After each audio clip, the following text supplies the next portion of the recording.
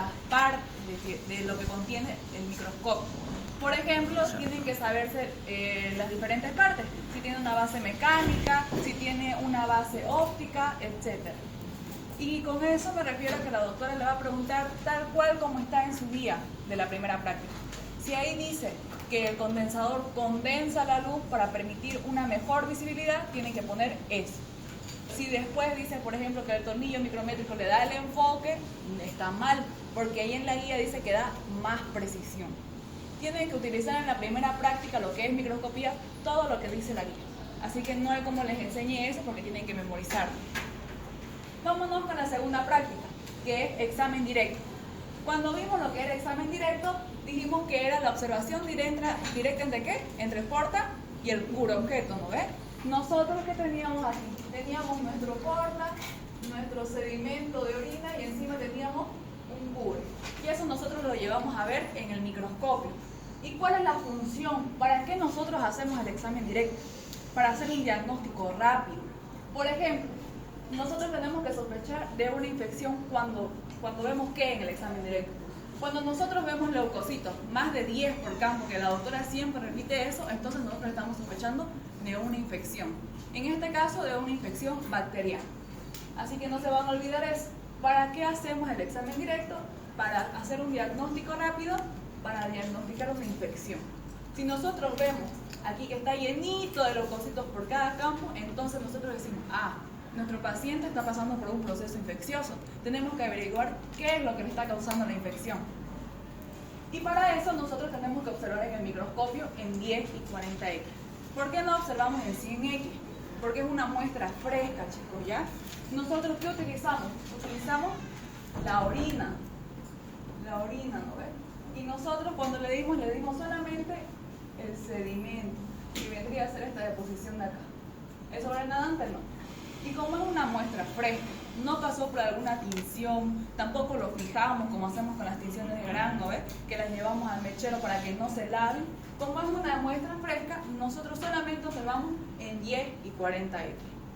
En cambio, si fuera una muestra teñida, ahí nosotros recién vamos a utilizar lo que vendría a ser 100x y utilizaríamos el aceite de inmersión. Para que no se confundan, también tienen que saber cómo tiene que estar el condensador y cómo tiene que estar el diafragma. Si es 10 y 40x, el condensador va a estar al medio y el diafragma va a estar al medio y el condensador va a estar semiabierto. En cambio, si fuera 100x, estaría abierto y hacia arriba, ¿ya? Eso también es otra diferencia cuando hacemos muestras teñidas. ¿Qué es lo que nosotros tenemos que observar cuando nosotros vemos un examen directo? Nosotros tenemos que ver células epiteliales. ¿Por qué son importantes estas células epiteliales? Porque nosotros vamos a saber si es una buena muestra. Si es una mala muestra, chicos, si nosotros vemos muchas células epiteliales, como vendrían a ser más de 10, nosotros diríamos que nuestra orina está contaminada. Y eso nos puede dar un falso positivo o un falso negativo. Así que lo que haríamos nosotros en este caso, si vemos más de 10 células epiteliales, tendríamos que decirle al paciente que se asee bien y que vuelva a tomarse una nueva muestra, ya que estos resultados, cuando las células epiteliales son abundantes, no son confiables. Por eso, si nosotros vemos células epiteliales escasas, ahí diríamos que es una buena muestra. Pero si nosotros vemos más de 10, es una mala muestra.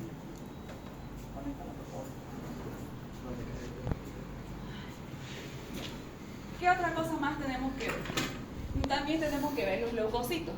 Entonces ustedes tienen que saber, examen directo, ¿qué buscamos? Leucocitos. ¿Por qué? Porque vamos a diagnosticar infección. Entonces ustedes tienen que saber que si nosotros vemos más de 10 leucocitos por campo, infección. Si nosotros vemos 8 o 7, puede que ya haya pasado un proceso infeccioso y que ya se está sanando nuestro paciente. Pero si están más de 10 por campo, quiere decir que está en una fase infecciosa aguda. Aguda quiere decir que es instantáneo, que va a tener síntomas nuestro paciente. También tenemos que ver eritrocitos. ¿Por qué nosotros vemos eritrocitos en el examen directo? Para saber si tiene alguna falla, ya sea renal o en la vejiga, etc. Es más que todo para ver la anatopatología. Así que esto no nos va a decir, por ejemplo, si hay una infección. ¿Qué otra cosa también podemos ver? Hay otras cosas como cilindros que van a ver ustedes en análisis clínico 2. También van a ver cristales, ya sea que nuestro paciente no esté funcionando bien su riñón, vamos a ver cristales de oxalato de calcio, etc. Pero eso no les va a preguntar. Sí o sí les va a preguntar células epiteliales, leucocitos y eritrocitos. Esos tres apréndanselo de memoria. ¿Y cómo ustedes tienen que interpretarlo? ¿Cómo van a hacer ustedes su resultado? Eso siempre pregunta la doctora, es pregunta de examen. Tienen que saber que los leucocitos se reportan por campo microscópico. Si hablamos de por campo microscópico, estamos hablando que este solamente es un campo. ¿Cuántos leucocitos ven acá? Estos son leucocitos. ¿Cuántos ven? 3 leucocitos. Ustedes se mueven a la derecha y cuentan 8. Ustedes se mueven más a la derecha y van a contar 10. Después de eso, ya tienen que saber que es por campo. Entonces no van a decir nomás de que yo vi acá 3, pero aquí hay 8, no van a poner el más alto. Tienen que sacar ustedes un promedio. Pero lo más importante es que es por campo. Después de eso, los eritrocitos. Los eritrocitos también se reportan por campo, es lo mismo. ¿Cuántos eritrocitos ven acá?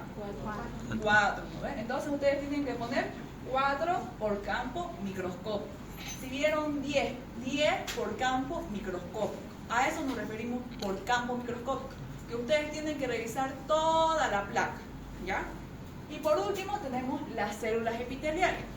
Las células epiteliales no se van a hacer por campo, no me pregunten en el examen, ¿es por campo? No les voy a responder. Las células epiteliales se van a dividir en 3. No quiere decir que van a reportar las 3, ojo con eso, sino de que tienen que ver ustedes si ven de 0 a 1 células epiteliales por campo, significa que están viendo escasas. Si ustedes ven de 1 a 5 células epiteliales por campo, están viendo regulares.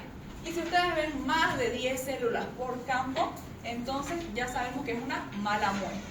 Incluso todavía es aceptable cuando estamos aquí en 1 a 5. Por ejemplo, aquí ¿cuántas células epiteliales ven? Son las negritas. 3, ¿no ven? 1, 2, 3.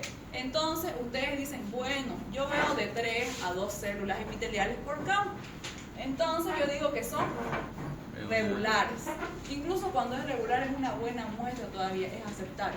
Pero cuando ya pasa de las 10 células epiteliales, siempre estuviera llenito de células epiteliales, ustedes tienen que descartar esa muestra. No sirve. Así que es una mala muestra. Lo ideal es esta de 0,1, de 0 a 1 células epiteliales por campo. Eso es lo más importante de lo que vendría a ser el examen directo, ya que ustedes tienen que saber bien qué es lo que van a reportar, qué es lo que ustedes van a identificar y qué buscamos. ¿Qué buscamos, chicos, en el examen directo? Leucocitos, lo más importante. La doctora siempre pregunta, ¿qué vemos nosotros en el examen directo? Leucocitos. ¿Ya? Dije que lo descargué. 5. Ustedes tienen que saber cómo están compuestos los agares, con qué ustedes están cultivando, ¿por qué? Porque gracias a eso nosotros vamos a saber en qué agar cultivar. Decimos, aquí puede crecer un Staphylococcus aureus. Aquí podemos ver la hemólisis de los estreptococos. A eso nos referimos. Por eso ustedes tienen que conocer bien qué es lo que ustedes están manejando en el laboratorio. Por eso nosotros vimos medios de cultivo antes de las pruebas de identificación. Entonces, tienen que saber que los medios de cultivo tienen diferentes sustancias. No son simplemente un agar con gelatina y ya. Pueden tener sangre, pueden tener nitrógeno, pueden contener sales, etc. Y además de eso, también tenemos condiciones. Con estas condiciones me refiero a en qué ambiente va a crecer la bacteria. Si hablamos, por ejemplo, de aerobiosis, estamos hablando de que la bacteria va a crecer en presencia de oxígeno. En ese caso, ¿qué les dije? Que ustedes tenían que poner directamente su cultivo, su agar, en la estufa, ¿no? No tenían que hacer nada más, eso era lo único que tenían que hacer. Si nosotros vemos que crece en un estado de anaerobiosis, entonces vamos a decir que tiene que crecer en ausencia de oxígeno. Ana quiere decir sin, para que no se olviden. Aerobiosis, oxígeno. Ana, no oxígeno. Y esto nosotros lo logramos con una cámara de BASPAC. No sé si se les mostró ese día en clase la cámara de BASPAC, que vendría a ser como un plastiquito rojo y viene con una base de plástico. Después de eso tenemos el otro medio, que es el medio de microaerofilia. En este de aquí, ustedes tienen que lograr conseguir ese 5 al 10% de dióxido de carbono, ya que si nosotros no le damos estas condiciones, tampoco va a crecer la bacteria. En este caso, nosotros utilizamos un tarro de leche con vela.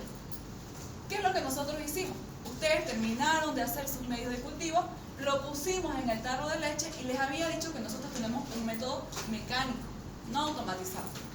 El mecánico simplemente es poner una velita encima de un portaobjeto y dejarlo encender y tapar.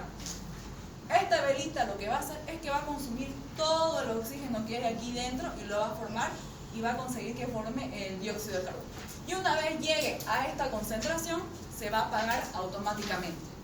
Por eso es que ustedes no tienen que volver a abrirlo. Yo les recalqué varias veces. Ustedes una vez ya le colocan la velita y lo cierran, lo dejan ahí. No lo vuelven a abrir hasta el otro día, a las 24 horas. Y los medios de cultivo, chicos, se clasifican en dos, según su composición. No, aquí no es composición. Consistencia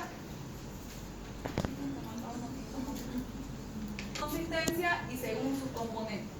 Con consistencia nos estamos refiriendo a si nuestro medio va a ser sólido, líquido o semisólido, ¿ya?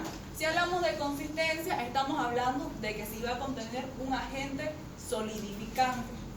Este agente solidificante, chicos, es el agar.